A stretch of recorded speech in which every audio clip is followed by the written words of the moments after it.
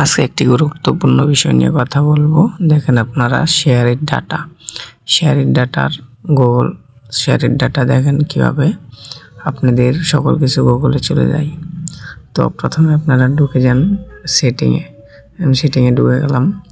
ঢুকে যাওয়ার পরে দেখেন নিচে একবার নিচে চলে যান। নিচে চলে যাওয়ার পরে দেখেন এখানে গুগল, গুগলে ক্লিক করেন। ক্লিক করার পর দেখেন অল সার্ভিস লেখা, এখানে ক্লিক করেন।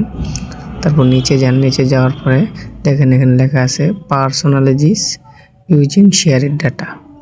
এই যে পার্সোনালিজ ইউজিং শেয়ার ডাটা। তো এখানে ঢোকার পরে দেখেন এখানে লেখা আছে ম্যাপ, জিমেল, এক্সটেন্ড মিডিয়া।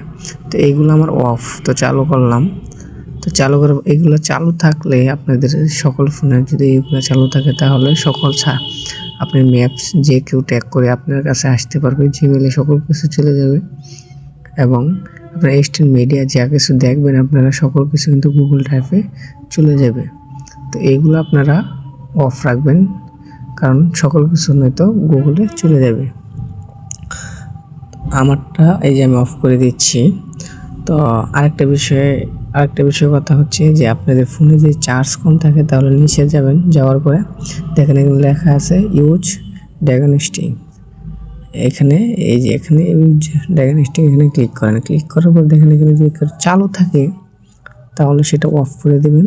তাহলে ফোনের চার্জ অবশ্যই আপনাদের কম কাটবে আর কি। তো এভাবে আপনারা এগুলা সার্ভিসটি অফ করে দেবেন।